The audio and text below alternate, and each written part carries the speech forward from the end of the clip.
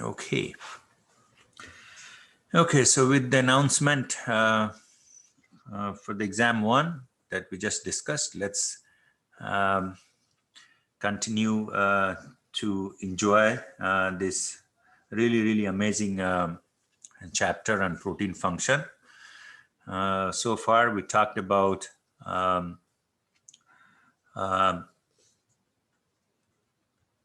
hemoglobin binding to oxygen and trying to deliver oxygen to tissues where the partial pressure of oxygen is low, around 4 kilopascal.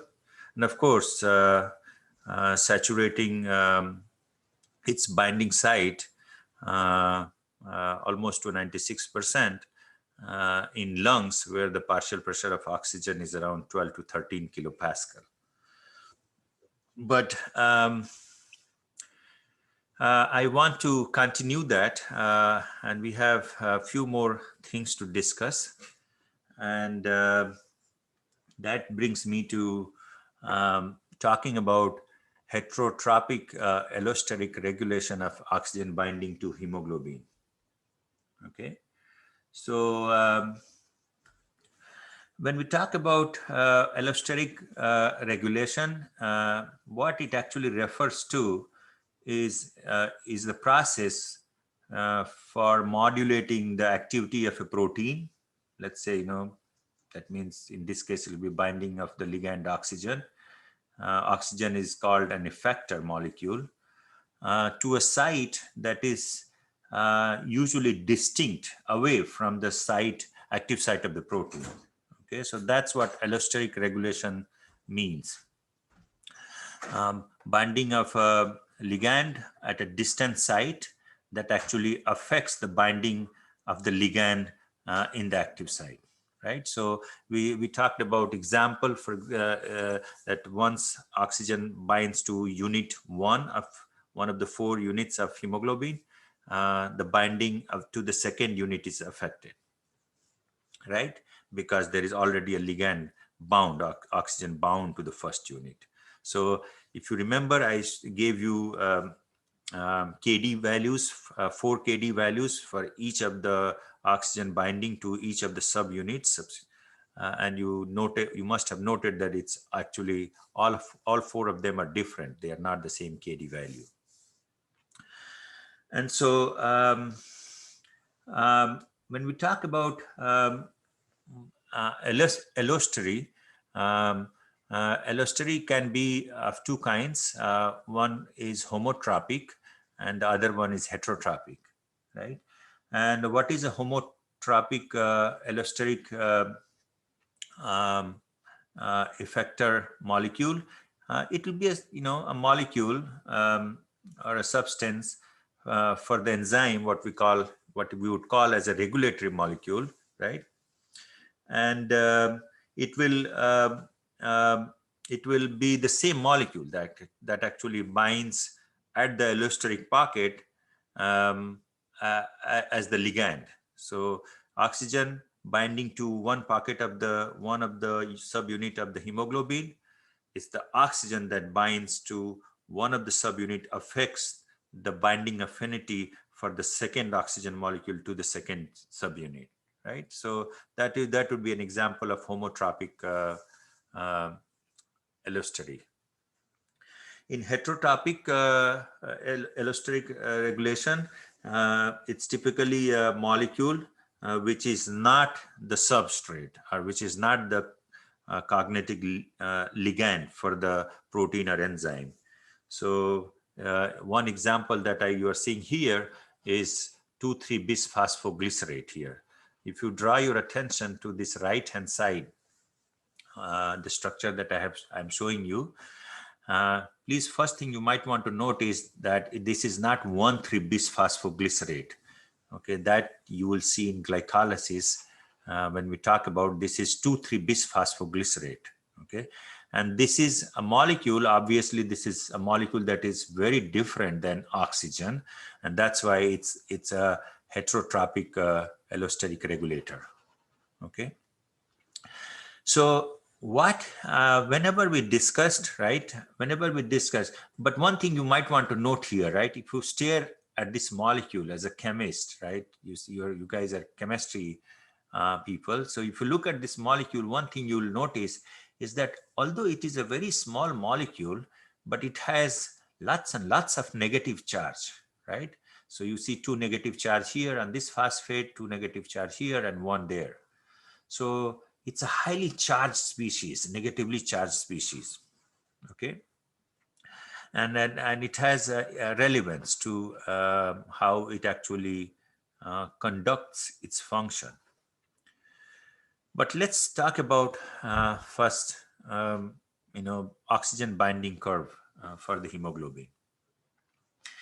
Look here in the bottom right hand corner, you see oxygen binding curve, right? Theta on the y-axis and partial pressure of the oxygen on the x-axis.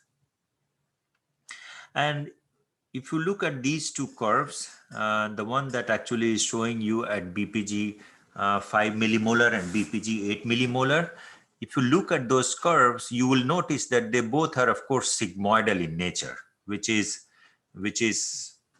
how you should see, because oxygen binding is cooperative, right, in nature when it's binding to hemoglobin. So that's all good. So far we discussed all oxygen binding curve to hemoglobin looks like this, right? But what we never told you, what we really never told you is that this oxygen binding curve is like this because the hemoglobin has a bound 2,3-bisphosphoglycerate molecule in it. Okay, so there is a binding site. Okay, there is a binding site, positively charged cavity between the beta subunit.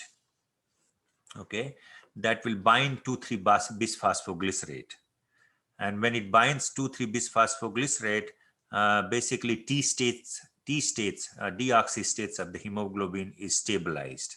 And you know that when T state of the hemoglobin is stabilized, it actually favors the oxygen release, such as would be the requirement in actively respiring tissues. So yes, Bpg, typically this molecule is present in our red blood cells, and its concentration normally is quite high. Look at this top line, 5 millimolar at the sea level. Okay, so Bpg concentration in normal human blood is 5 millimolar, and that's why Bpg actually can bind to the positively charged cavity in the beta subunit and will stabilize the T state so that it can actually favor the oxygen release.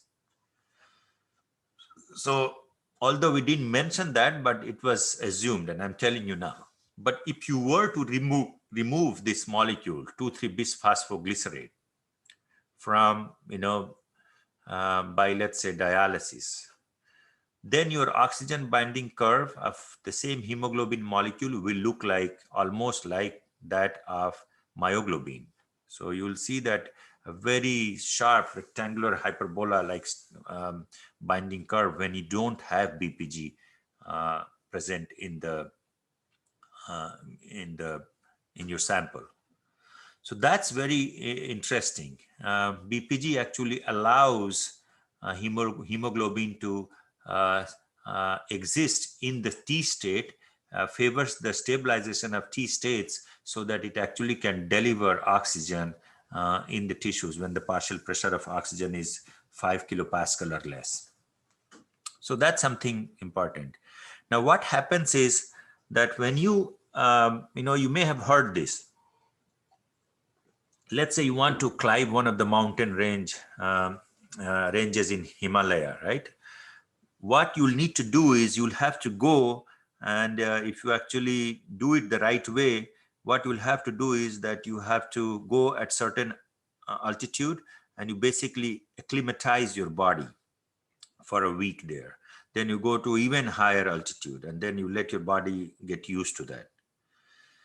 There is a science behind that process, And that's why people do it. I mean, I don't know, back in olden days, possibly these Sherpas didn't know about this, but they knew that it was really helpful to, keep doing this in stages. So you can climb the Mount Everest or whatever, and then come back safely. And the reason was that when you actually go to higher altitudes, um, um, like let's say, about 4,500 meters, right? Your oxygen supply gets reduced, by a quarter at least. So your oxygen supply is reduced by a quarter or more, about 30%, you will have trouble breathing in and keeping your organs functioning properly. But what body has done, what the evolution has done, is that when it senses that oxygen levels are low, it will activate metabolic pathway in such a way that it will elevate the concentration of 2,3-bisphosphoglycerate to about 8-9 millimolar. Okay, Bpg concentration will rise. So 8 millimolar, how does this help, right? Remember what I told you? If you look at the curve here, around 12 to 13 kilopascal, your blood is 96% saturated, right? And when you want to bring that into the tissues, if you just focus your attention to the curve that is for the Bpg concentration 5 millimolar, so the one in the middle here, you'll see that 96% saturated in the lungs, but when it comes through the tissues, about 38% of that is released. So theta is right here, theta is 0.6, right? So that's around 60% of this is occupied. So if you do the math, you will see about 36, 37%, 38% is the one that actually gets delivered to the tissues, no more than that. Venous pressure, remember, venous blood has like still 67, 68% saturation of oxygen. So that's what happens. That's how, this thing, 38%.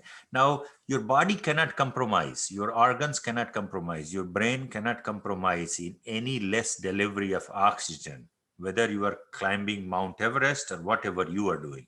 It doesn't care. It still wants that 38%. That's how it has evolved. So what happens is that because of the changes in your metabolism, etc., your Bpg concentration now rises to 8 millimolar. And you will see that when the concentration of Bpg rises to 8 millimolar, the oxygen binding curve shifts towards the right? So your oxygen curve, still maintaining the sigmoidal structure, of course, it shifts to the right. What that means, shifting to the right, you know what it means. It basically means that its affinity for the oxygen gets weakened, especially at the low partial pressure of oxygen, around 4 kilopascal or less. So net result is what? Net result is that you still are able to deliver 38% of the oxygen to your tissues, even though oxygen partial pressure is reduced by 1/4. And that's possible because of the higher concentration of Bpg. So if you want to look at the curve itself, so now you look at this green line, which is in the center, right? That's your partial pressure in lung at 4,500 meter, right? You can see that only this much saturation is there, right? Which is around 0.75 or 0.7 or so. But then if you look here, where the blue line crosses the curve, second oxygen binding curve, when the oxygen binding curve where the Bpg concentration is 8 millimolar, you know that it is actually crossing at around theta of 0.45 or so instead of theta of 0.06. So you are still able to actually deliver almost 37% of the oxygen to your tissues because of this weakened affinity. If it was, if BPG was not there, you will be only able to transfer 30% of the oxygen, which will not be good for the tissues. So that's what this beautiful, plot represents and tells you how you are still able to function quite well even when the oxygen delivery is low, because you now have higher concentrations of BPG. Higher concentrations of BPG will allow more and more stabilization of the T states, and therefore it will favor the oxygen release, even when the concentration of the oxygen is low. So now I have a homework. I have asked you to read on fetus hemoglobin. Fetus hemoglobin, it turns out, is different from the adult hemoglobin. It turns out that after a kid is born, after 6 months, the kid's hemoglobin becomes like that of adult hemoglobin. But when a newborn is in the womb, basically it's drawing oxygen through mom, right? Through umbilical cord. So for the fetus to be able to survive inside the womb, it actually has a very unique type of hemoglobin. Instead of 2 alpha and 2 beta subunit, fetus synthesizes 2 alpha 2 gamma unit, okay, of hemoglobin. And this hemoglobin, fetus hemoglobin, HbF you can say, has a much lower affinity for 2,3-bisphosphoglycerate. Okay, much weaker affinity for 2,3-bisphosphoglycerate. Think about it, how that might be helpful. If it has much lower affinity for the 2,3-bisphosphoglycerate, that would suggest that it will have higher affinity for oxygen, right, than the normal adult hemoglobin. And that could be very useful for fetus to survive, because fetus is not directly getting oxygen from its own lung. It's actually drawing oxygen from the mom's blood supply, right? So it makes sense for the fetus to actually have a unique type of hemoglobin where the oxygen binding affinity is higher than the adult hemoglobin. So this is quite interesting, right? And if you I don't want you to look too much deep into it, but this is something, if you went and looked into the structure of the 2 gamma units, you'll find a lot of structural differences at the molecular levels, okay? For example, you might notice that there are a decrease in positive charges in the 2 gamma units. So that may be one reason why highly negatively charged 2,3-bisphosphoglycerate molecule cannot bind as effectively to fetus hemoglobin. So that's your homework, but I thought it's something nice you guys enjoy learning, practical implications of things. So that's fun part.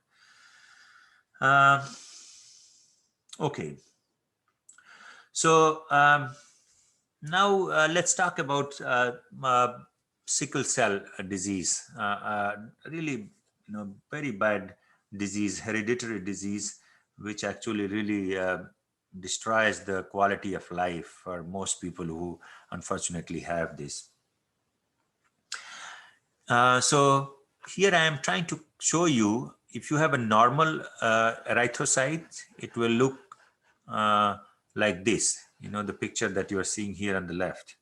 And if you have a sickle cell erythrocytes, it looks like this, coney, irregular shaped. Some look like normal, some has completely lost, this nice spherical shape. Yeah, so you see a nice uniform pink cup-shaped, normal red blood cells. And here you have sickle cell blood cells, which is, variable shaped red blood cells. Now, you might want to know, this is really bad. And if you want to know, I can tell you right now that it's just one single amino acid mutation in the beta subunit that is so deadly.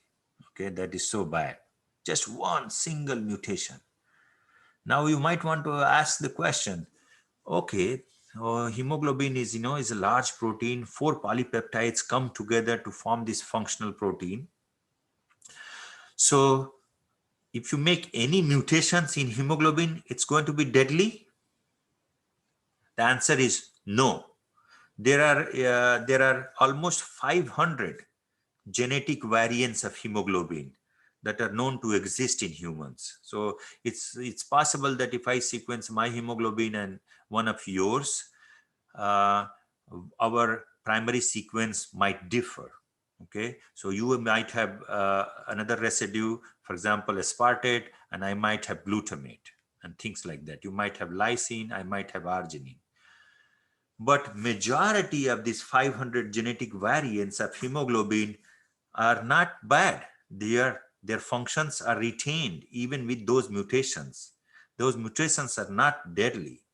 But the one single mutation that happens, that is found in the sickle cell disease, is the deadly one, is one of the deadly one. Okay. So what is that mutation? So if you look here on the left hand side, I am showing you hemoglobin A, which is normal hemoglobin. You can see 2 alpha units and 2 beta units, right? 2 alpha units are in the gray, 2 beta units are shown here in the light blue. And this is the hemoglobin S, sickle cell. And the mutation that, if you look at this, this schematic representation of these two, you'll see that they have shown you 2 alpha units as almost same, but then they are showing you the beta unit structure different, 3-dimensional structure. And that's because in the sickle cell hemoglobin, you have glutamate to glutamate 6 has been changed to a valine residue. Okay, this is what you call a dramatic mutation. Why is it called a dramatic mutation? Because think about it. This glue will be negatively charged residue, right? At pH 7, its side chain is acidic. So it is happy on the surface interacting with bunch of water molecules and no problem, functioning properly. But when someone inherits this mutation, and it has to be inherited, both copies have to come from both parents if that's the case. Glutamate on the surface, which was a surface residue, has now been replaced with an aliphatic a non-polar residue, valine. And that's what you call is a dramatic mutation. A negatively charged residue, acidic residue, got mutated with an aliphatic residue, non-polar residue. So what happens because of this single GLU6 to val mutation? GLU6 means 6th residue and starting from amino terminus of the beta subunit. If you look that, you'll see that it's a glutamate. That gets replaced with a valine. That's what that symbol means. What happens is that when you have GLU6 mutation, right, it basically produces what we call a hydrophobic patch at the surface of the protein. Think about it. It will, right? It is going to be a very unhappy amino acid, valine, on the surface because it is water molecules are all around it. So what will it do? It basically wants to avoid water molecules. Hydrophobic aggregation would be the driving force.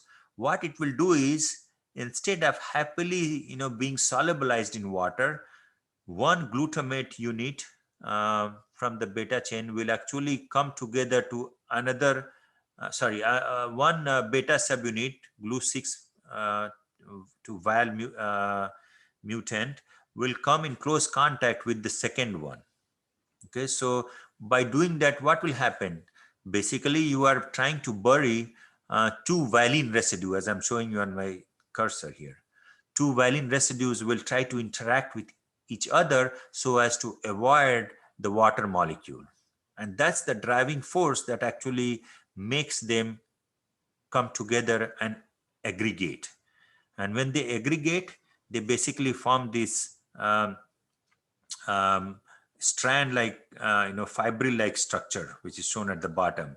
They will form these individual strands, and they will start making the higher orders of that assembly, and eventually form this fiber like structure, which is bad, because this is when your hemoglobin is not soluble. It's actually literally, it's like a plaque, it's like a precipitate. And that's why you see the structure of these red blood cells like coney and irregular shapes. Right, so this is very cool. This is actually and it's so until recently I remember there was a company that came last year with a nice drug. I believe its name is Global Blood Therapeutics. They now have a drug for sickle cell, and there are tons of companies that I know are working on this using gene therapy. So they are trying to actually see, and I think it's totally possible that we will have no trouble in the next 3 years. We'll have a nice gene therapy where genes can go and basically mutate all this, literally, make the hemoglobin completely normal. So get rid of this GLU6 to val variants, and hopefully people will have a much nicer quality of life. As I said, one of the main problem with sickle cell is that when your oxygen is low, sometimes you get massive pain. And I think I told you that I had a student who actually had sickle cell. She really described her situation, and it was quite painful to hear, honestly. Okay, so with that, we will now switch to what we should have been started today, which is the second part, where we will talk a little bit about, IgGs, basically, immunoglobulins, antibodies. And this is very relevant because of the COVID situation, of course. So it turns out that, we are born with some immunity, and then as we are exposed to different types of antigen, as we grow in this wild world, we are exposed to different types of antigens, right? And so our immune system has evolved to come up with a strategy so that it can actually help you live your life better. It can take care of certain bacteria, viruses. And so you really, if let's say if you got flu virus, you are down for a couple of days, but then you come back because it takes, so immune system is able to clear the virus, or if there is a bacteria. So, immunity is often brought about by a variety of specialized cells like, white blood cells and macrophages and lymphocytes. And they all actually originate and develop, from undifferentiated stem cells in the bone marrow, right? And so, if you look, this is one slide that I tell my students, and this is the only slide, and trust me, immunology is much more fascinating than this slide that I'm showing you right now. But this is the best we can afford for this class because of the timing. But if you look at this immune system slide, you will see that we have divided the immune system in two primary kinds, right? And it's a complementary system. The first one is what we call humoral fluidic immune system, right? And it's basically, this one is directed at infections that could arise from, let's say, bacterial species or viruses that have made it to the body fluid, right?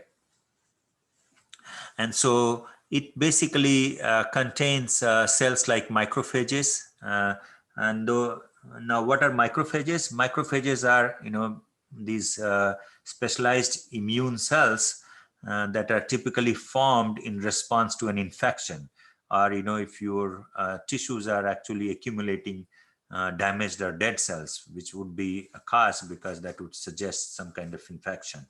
They're typically 20 micron in diameter, and they are really, really very active system, and that are protecting you.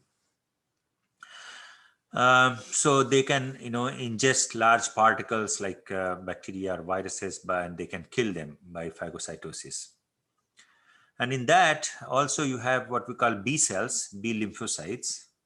And B cells are very cool. They actually are the ones that produce and secrete antibodies. Antibodies, what we call immunoglobulins, right? So the cool thing to note here is that each of your typical human B cell can have about 50,000 to 100,000 antibodies bound to its surfaces. Okay, so think about it. It's pretty cool. In fact, 20% of all your blood proteins that you have, 20% of it is immunoglobulins, So yeah, that's why you have a very robust immune system, fluidic immune system that actually is constantly protecting you. In addition to the fluidic immune system, you also have a cellular immune system, right? And cellular immune systems, typically the way it works is that it destroys the host cells, your own cells sometimes, that are infected by the viruses. And of course, it can also destroy, some other foreign antigens as well. And the heart of cellular immune system is what we call T cells. T cells because they are produced in thymus. Okay. And so they are two kinds. One is killer T cells, TC, what we call it. And the way they do is they actually interact with the infected host cells. They have a specific T cell receptors that will recognize, and I'll show you an example of that. And that helps them clear the infection or whatever the foreign entity is. And they are supported by, their work is supported by helper T cells, what are called, denoted here by TH. They can also interact with macrophages and secrete what we call certain proteins called cytokines. Okay, what are cytokines? Cytokines are these small secreted proteins that are released by cells, and they have specific effect on the interactions and sometimes communications between the cell. So they can actually stimulate more production of killer T cells if needed, or helper T cells, and they can also help B cells proliferate and divide if there is a ensuing infection. Okay, so that's your basic not enough, but basic immunology, so you can understand the antibodies and antibody response. So here is the structure of antibodies, and there are different types. We are not going to delve into that, but we are primarily talking about IgG, immunoglobulin G. So if you look, here is your biochemistry of antibody, right? IgG. IgG has what we call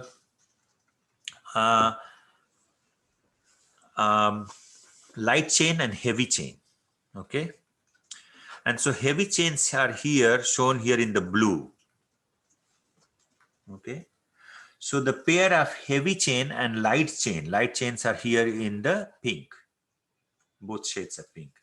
So the pairs of heavy chains and light chains, they combine together to form what we call this funnel-like Y-shaped molecule. Okay, and they are held together, you can see, by certain disulfide bonds between the strands. If you look closely, you will see that there are 4 polypeptides you need. What does that mean? There are 4 N-terminus residues, and there are 4 C-terminus residues that actually make together the functional IgG. And they are known to contain 2 identical antigen binding sites. Where are the antigen binding sites? Right here between this top of this between the light chain and heavy chain, but the top portion of it. They are showing you antigen binding site right there on both sides. This fragment, the top portion of the fragment is called FAB fragment, and bottom portion of the fragment is called FC fragment. Okay. So FC means constant domain, and this is where there are a bunch of sugar molecules also bind, in the FC region. I will show you in a little bit. But what you'll notice is that the variable domains are really at the top of the binding pocket, right? You'll see VH and VL.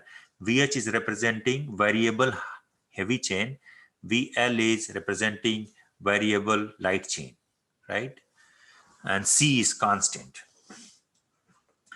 And there are certain protease sites also that exist. So if you want to study IgG, and let's say you are not able to study the full antibody, you can actually use these proteases and isolate fragments of it, and then maybe study in parts.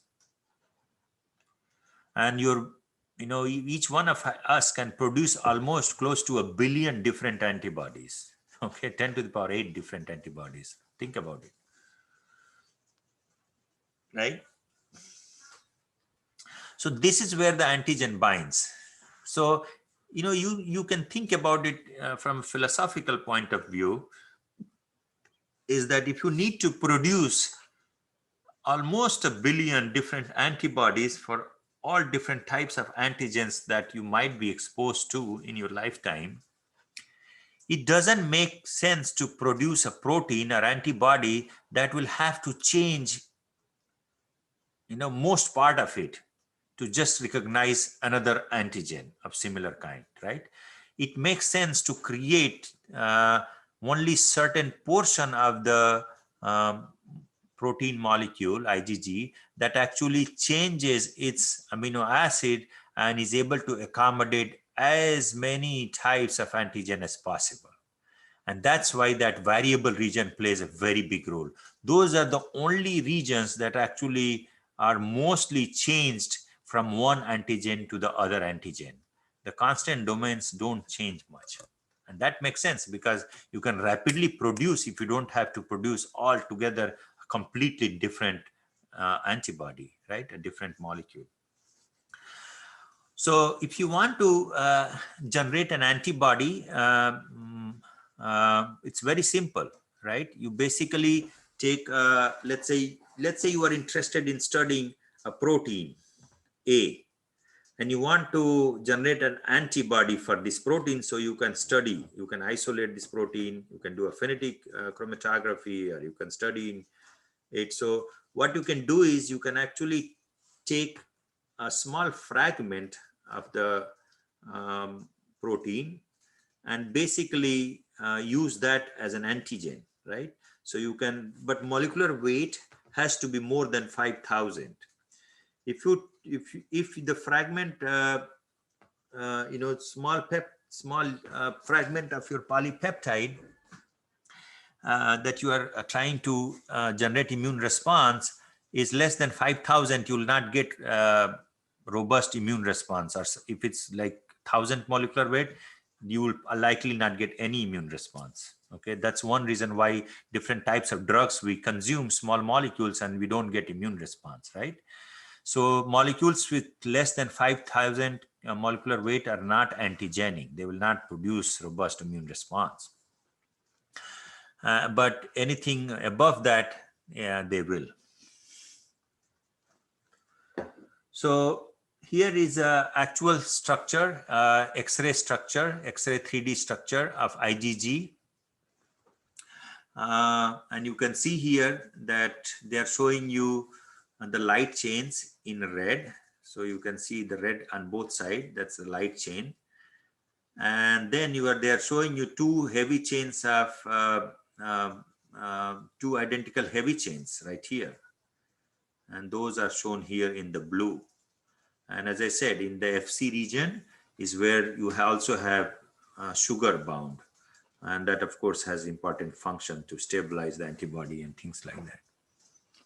But in the middle of this variable and constant region is where you'll have most of the interactions with the antigen. Remember, antigen antibody interaction is very tight. It's like 10 to the power minus 9 molar to 10 to the power minus 10 molar. Yeah, so it's a very, very nice specific interactions.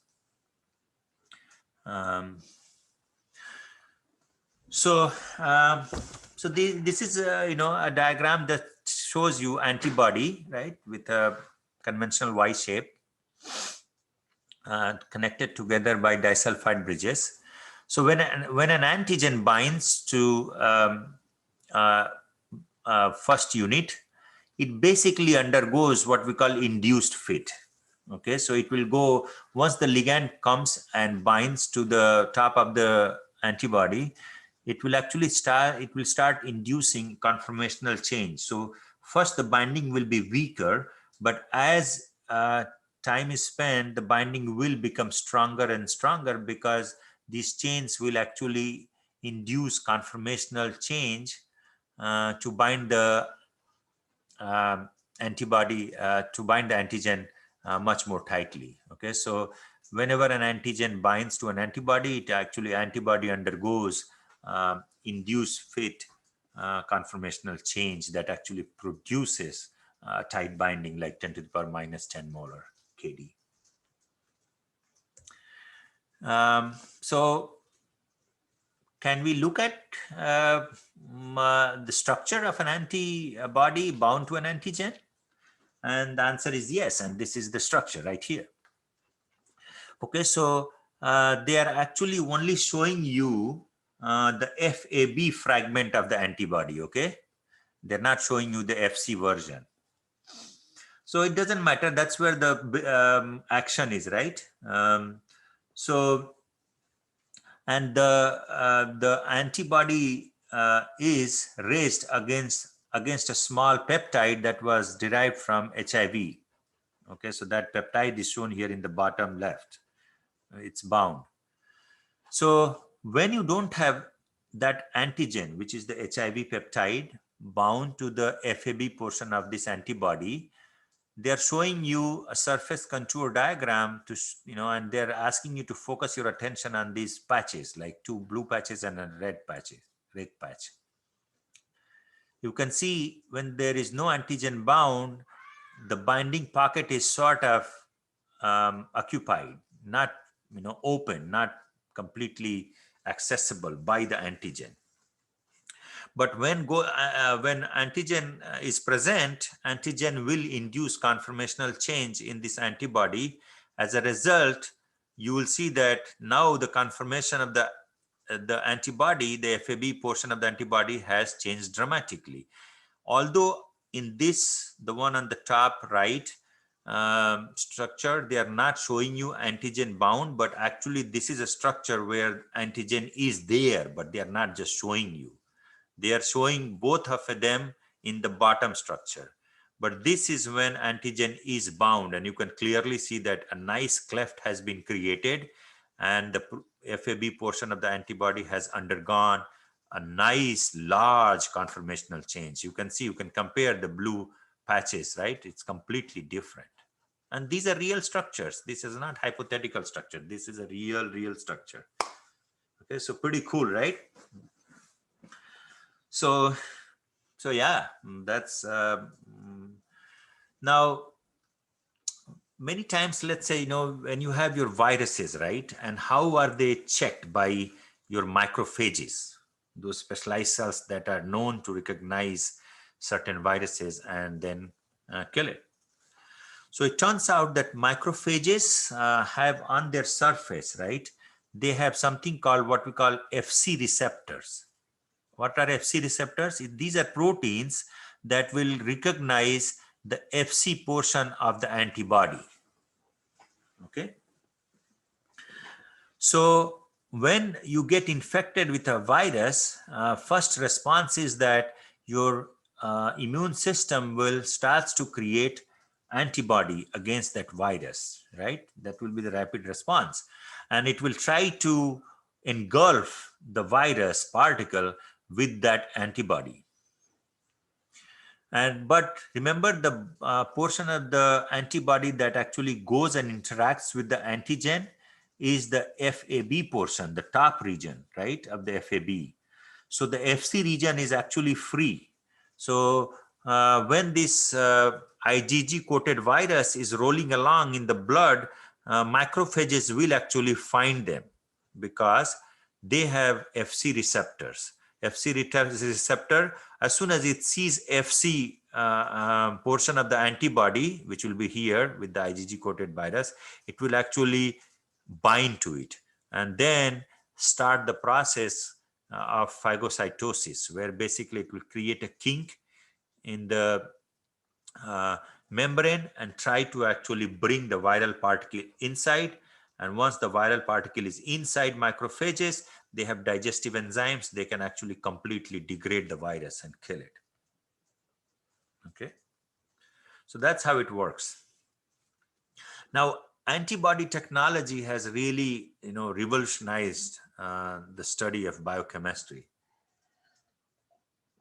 And I want to show you some examples of that so you can appreciate it. And maybe someday you will have chance to do these experiments. These are routinely done.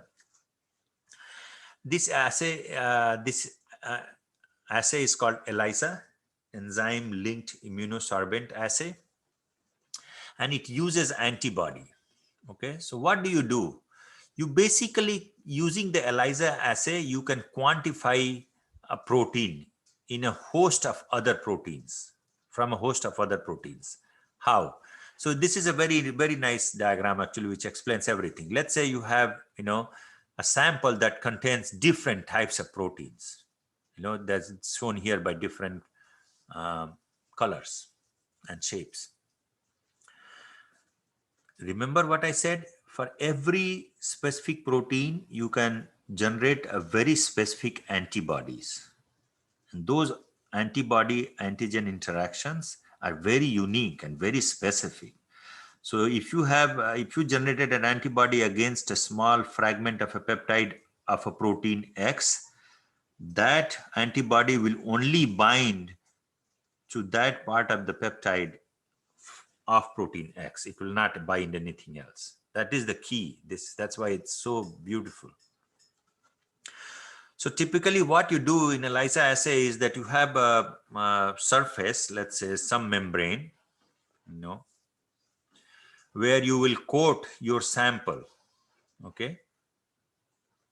You'll coat the surface of that blot, what we call it, with the host of protein.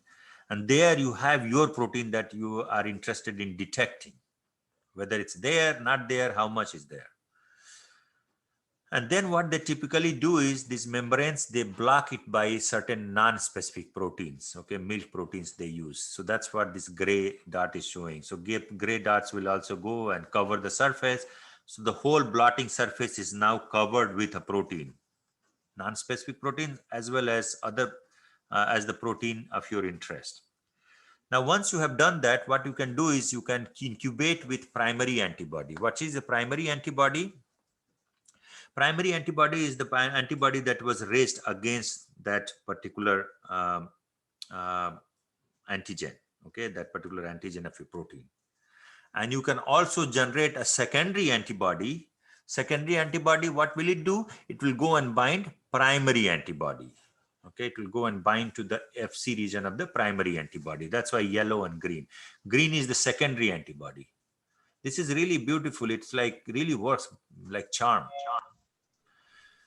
And oftentimes in the secondary antibody, you can actually create an enzyme. Create an enzyme, what do I mean by that? You actually can covalently link an enzyme to the secondary antibody. That's what is shown here in the purple. What does this enzyme do? This enzyme will simply catalyze a reaction where, let's say, if you gave a substrate that was colorless, this enzyme will take that substrate into the active site and convert it to product and produce color. So you will be able to detect it using, let's say, UV spectroscopy. Okay, so what happens is then, so you have host of proteins now, right, on your surface. You can incubate with a primary antibody. Primary antibody, you know, will only go and bind to your protein of interest because that's how it was raised. You wash the rest, right? And when you wash the rest, you know, you will have only primary antibody binding to the protein of your interest. Then incubate that plate with a secondary antibody that contains the enzyme. And then wash again. And so what you will have is you'll have your protein of interest bound to a primary antibody that is bound to a secondary antibody that is covalently linked to an enzyme. That enzyme is often horseradish peroxidase, which will actually take substrate and produce color. So then all you do is you basically want to detect where is your protein. You basically throw the substrate will produce colored product. It will only produce if the primary anti is bound to your antigen. And so that's how you detect it. Cool. So read up a little bit. This is also a technique that can be used to test for the presence of herpes simplex virus, HSV. HSV infections are quite common and people actually go and test themselves many times. So in that, what they do is they actually, when you go for testing, what they are trying to do is to detect if you have HSV antibodies in your blood samples. Okay, that's what they are trying to figure out. If there is, then they know that you have infection. So to do that, what they do is, this is a 96 well plate. They will take the this 96 well plate and they will coat it with an HSV antigen. Okay, HSV antigen will be one of the HSV protein, right? To which the antibodies will go and bind, right? So once you actually treat that with, then you do the washing and you actually use the secondary antibody. The secondary antibody is typically anti-human IgG that is actually covalently linked to that enzyme HRP, horseradish peroxidase. That when you throw the colorless substrate will actually produce color, and it will produce color depending on how much of HSV antibodies your blood sample has. And so if you see really, really dark color, it means you are really infected with HSV and things like that. So that's how they do the testing. The blood samples with greater amount of HSV antibody will be turning brighter and brighter yellow. Okay, so now I want to also tell you a technique which people use in biochemistry, and that is to detect a protein using Western blot analysis. Okay, Western blot analysis is nothing but a type of experiment you do to detect a protein using an antibody that was raised for that protein, specifically for that protein. It's a very simple technique, right? We talked about already in the previous class. You can run SDS gel, right? Sodium dodecyl sulfate gel to separate different proteins on in a sample, right? According to their molecular weight. So that's what they're showing you here, 1, 2, 3. I think they are just trying to, purify a protein of their interest, like let's say protein number that is there in lane number 3. You can see that lane number 3, what they have done is they have run the gel and Kumasi stained it or silver stained it. And those stain will only stain the proteins, not the gel itself. So that's why you can see nice crisp band. And in lane 3, you can see that they are able to successfully purify whatever protein that is their interest beautifully. But if they want to really say that this protein is what they think this protein is, then they need to further validate their finding, right? Just because it looks at that molecular weight, maybe there is another protein that almost has the same molecular weight as the protein of your interest. How do you prove that that's your protein?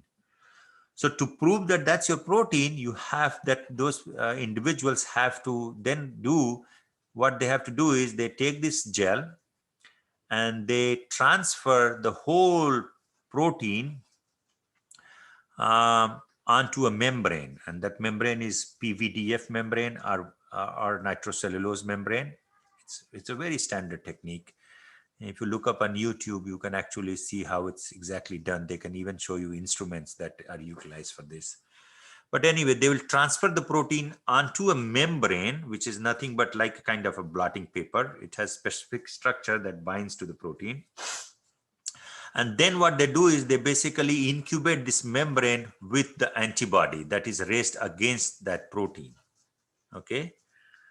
And then they try to detect that antibody using the same technique as described before. And the fact that they are able to see a signal in Western blot at that molecular weight using their very specific antibody suggests and proves that that band is actually coming in from that protein. Okay. So a little homework for immunoaffinity chromatography that already we talked about. Now with that, let's quickly switch gear to the third type of interactions with regard to protein function, and this one is very different. This is a protein-protein interactions that actually transforms chemical energy of ATP into the movement of a muscle, okay, the muscle system, and it's really remarkable. Okay, so it turns out that if you actually were to quantify the mass of all proteins in your muscles, okay, you will notice that 80% of your protein mass in the muscle is these two proteins called actin and myosin. Okay, these are really, really fascinating structural proteins with a functional globular domain, and that's the beauty of this. So so let's discuss a little bit about them, actin and myosin. Okay, so this is the structure of myosin. You can see that it is two supercoiled alpha helical structure, okay, bound together with the C terminus at the left end, and the N terminus is right here, amino terminus. Amino terminus is more globular in nature. You can see they're showing you, a thicker element here. Okay. And if you look here in this diagram, you can see that these are stained by heavy atoms. You can see actually the structure of myosin here. You can see the globular domain being stained really nicely, and then it elongates from N terminus to the C terminus. Okay, so you have a tail of like about 150 nanometer, right? And head of about 17 nanometer, which harbors this ATP hydrolyzing site. There are two light chains that are actually associated with each of these myosin head. This is called the head unit, right? Head and tail. So two light chains are associated with each myosin unit. All right, that's interesting. And so if you want to study the structure of myosin, people have done this. This protein is not very soluble in water, so you cannot crystallize it in its full length, but you can chop it off and study individual parts, and then maybe learn something about the protein as a whole. So it turns out that myosin primary sequence has trypsin cleavage site. Okay, trypsin cleavage. What is trypsin? Remember, trypsin is a protease that will hydrolyze at the C terminus of the basic residues, that would be arginine and lysine. And so it will cleave the amide bond. Okay, so when you do that, when you treat myosin with trypsin, you'll basically create light meromyosin, and then you have heavy meromycin. And heavy meromycin can again be cleaved by another protease, cysteine containing protease called papain. Papain has a very broad specificity, so it will actually remove some portion of the helical portion of the heavy meromycin and basically create this motor domain, the globular domain that makes the contraction, muscle contraction, possible in myosin. This is where a lot of action is. Okay, that's the head. All right, so people have actually studied, looked at the structure, and this is the structure of the S1 fragment of myosin. You can see clearly that they are showing you the two light chains of blue and a heavy chain in gray, right? So if you then really looked at the, macromolecular structure, higher level structures of myosin, it turns out that myosin exists as an aggregate, okay, almost like a structural protein, to form this what we call bipolar structure called thick filament. Okay, this is the structure. They're again showing you actual thick filament of myosin in muscle cells stained with this. Basically, bipolar, you can see that there is a center here, right? And on both axes, you have those globular domains, right? Head domains. So extending from the center. That's why bipolar structure, they call this. It extends from the center, goes both ways. And so this is the functional unit of the myosin thick filament. What about the thin filament, actin? It turns out that the actin is actually F-actin. Okay, so there are different types of actin protein, and actins, can hydrolyze. They have an active site that can be utilized to hydrolyze ATP to ADP and inorganic phosphate. And many times these actin proteins can exchange bound ADP for ATP, and in that process they can change their conformation dramatically. So when actin is bound to ADP, its conformation is different. When actin is bound to ATP, its conformation is different. Remember, these conformations are crucial for function of the protein. Okay. So G actin is a globular actin with bound ATP, and it can actually polymerize to form what we call F-actin. Okay, and F-actin is nothing but it's basically assembly of two G-actin units. They come together and polymerize by two fashion. Basically, two will come and then two will come next, and they basically are polymerizing to give you this spiral like look that you see here in F-actin protein. But that's what F-actin protein is. So how does it work then? How the contraction works? It turns out that for the contractions to work, the thick filament of myosin, the head, you can see here, if you see my cursor in the shades of pink and red, they are showing you the actin filament, right? F-actin. And here in blue and gray, you are seeing the myosin, and they are showing you myosin head in dark gray here. You can see that myosin head is actually interacting with actin filament. There is a groove in this actin filament, right? So this is actually a space filling model of an actin filament with one myosin head. So what happens at the molecular level? How do muscles contract? And that's what is shown here. Okay. So you can see here on the top, they're showing you the bipolar structure of the thick filament, right? And you will notice that the end of the bipolar thick filament is surrounded by 6 strands of this F-actin polymer, right? So they're actually showing you can see that 1, 2, 3 on the top and 3 at the bottom, almost like a benzene ring. They're drawing you to show you where those strands starts and end. and the extreme left-hand side. They call that as a Z disc. I know it's a name that scientists have given just to define this.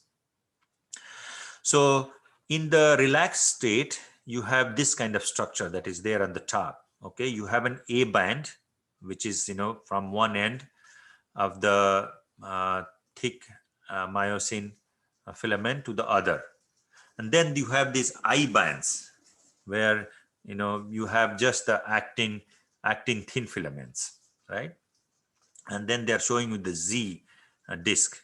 So when the muscle contracts, literally what it is that muscle contraction happens by the sliding of the thick and thin filaments past each other, so that these Z discs, these Z discs in the neighboring I bands, they actually draw together, they come closer. So you can see that Z discs, when the muscle is contracted is now closer than when the muscle was resting, right?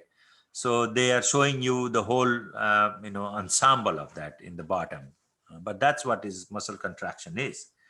But it happens, muscle contraction happens because you need still energy, right? Any form of work you have to do, you need energy. And that energy is provided by ATP. And ATP, where does ATP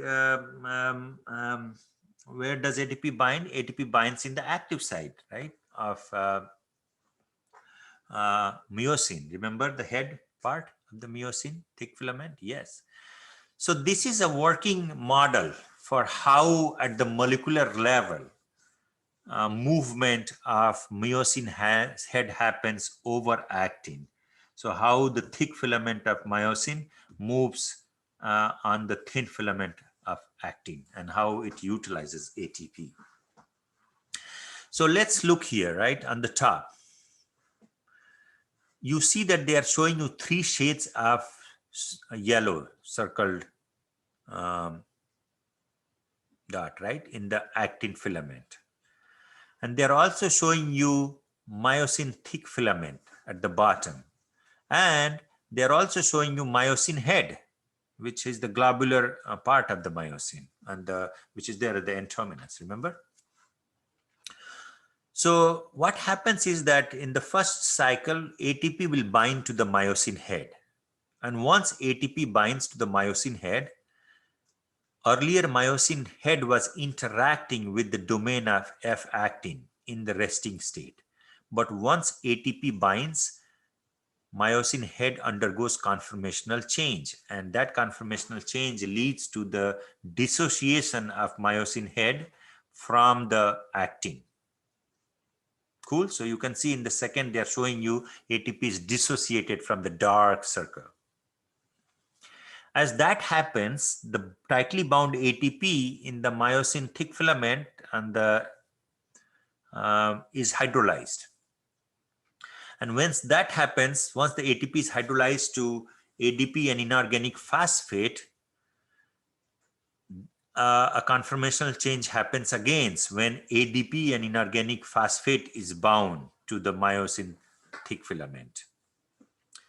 Okay, so at that time, you can see already that conformational change has resulted in the myosin thick filament head to move past that dark red, has now come almost near the center of the yellow, right? 3 yellow circles. Because all it's happening is because of this catalysis and association, dissociation, conformational change that is happening in the myosin head. And so once you form ADP and inorganic phosphate, it turns out that both ADP and inorganic phosphates, which are the product, they don't dissociate simultaneously from the enzyme active site. It's a sequential step. Inorganic phosphate will be ejected out first. And when inorganic phosphate is ejected out in the ADP bound state of myosin thick filament, it will actually try to associate nicely with the second. It will go and bound to the actin filament again. But now it has moved already, right? At least by 1 circle. And then in the second step, the second product will be released from the myosin head, ADP that will be. And once ADP is released, the release of ADP will actually ensure that there is a power stroke that is created that will actually, now you will see that the myosin thick filament has moved to the next um, element of affecting molecule. And that's how you actually bring the two Z disks together when muscle contracts. This is at the molecular level. A lot of scientists have spent a lot of times trying to do very cool and clever enzymology, enzyme kinetics experiment, and come up with this working hypothesis, working model, how muscle contracts. Okay, so that actually concludes. You can see that we went through, fascinating sets of um, functions that proteins can do, right? We started with a ligand binding to a protein, like oxygen binding to myoglobin and hemoglobin. Then we discussed a little bit about immune system and antibodies, how antibody antigen interaction is so specific, how it is created, what are the structural elements of the antibodies, what are some of the utilization of those of the antibody technologies into today's health. And finally, we also discussed the actin myosin system, where chemical energy of ATP is utilized to do mechanical work with the use of this fascinating actin myosin system of the muscle cells.